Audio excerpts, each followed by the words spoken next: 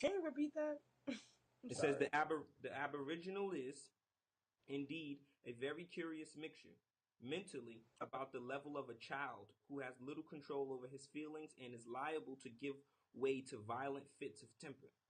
He has no Mm-hmm. sense of responsibility and, except in rare cases, no initiative. And do I think, what was the question? Do I I think think that that applies applies to? to African Americans. Pretty sure that doesn't even apply to Aboriginals.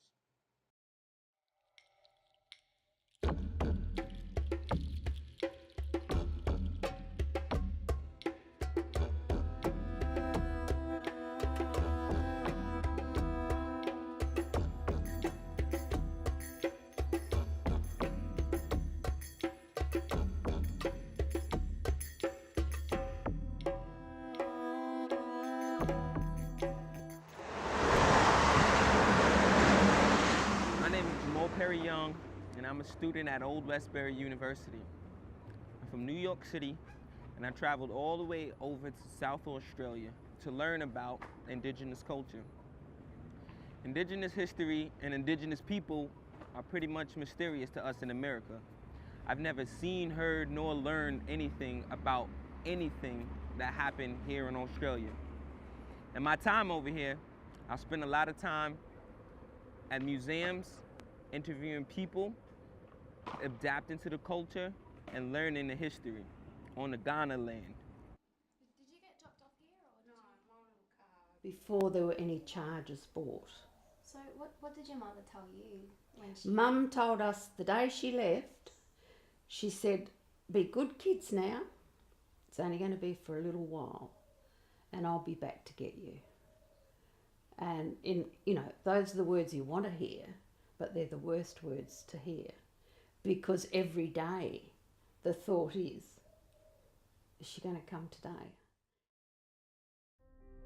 In the 1940s, Australia began adopting policies that were designed to assimilate Aboriginal people, forcing them to live as white Australians. They were effectively removed from their religion, culture, and way of life.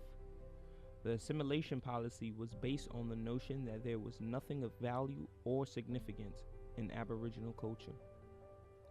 Aboriginal children with mixed descent were removed from their families by the hands of the government and transferred to institutions or church missions where they would learn white values, practice white religion, and receive a white education.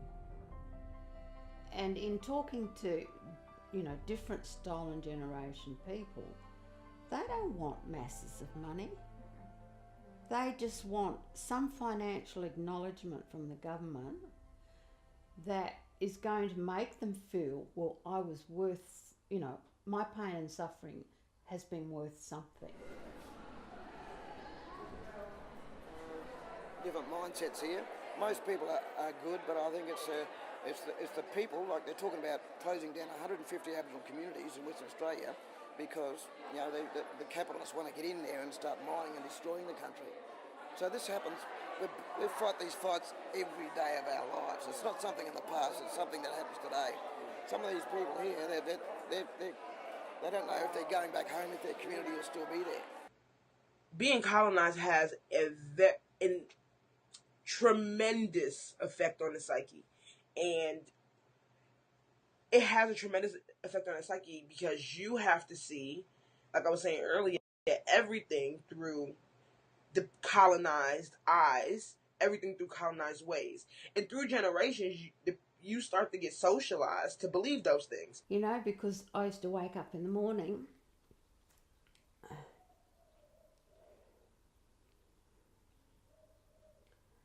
and I used to think that today will be the day when Mummy will come.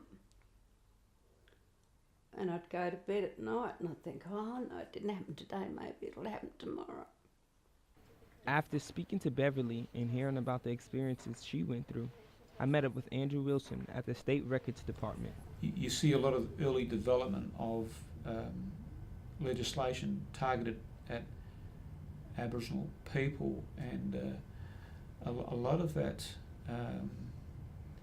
the impact of those policies often were resulted in negative outcomes. And so in that regard, I have a very strong feeling, and this is something that, you know, stayed with me as a thought over some years, is that governments have so much to be responsible for in terms of how they project an image of Aboriginal people and Aboriginal issues. Campbell has had an influence. Oh, you can't have much more of an influence than that. He gets the sealer. This racism's still very, very raw. You know, some people say, oh, 50 years, that's a long time. You know, surely it's enough time to get over it. It's never enough time to get over when you've been classified as a tree. Human. Yeah. Do you feel like they belittle Aboriginal players or people in general? Yeah, any Aboriginal that stands up and speaks, whether it's in Parliament, as soon as they say something, it's you know, sort of back in your box mentality. The time has now come for the nation to turn a new page. I think it was extremely difficult for any government to be in position to make an apology. What I think has to be recognised was when the apology was made, it was a bipartisan agreement. Yeah, we're not saying everyone has to get along and like each other, but there's got to be a point in time where we're all human. End of the day, no matter what colour your skin is, when you cut yourself, you all bleed red. So, yeah.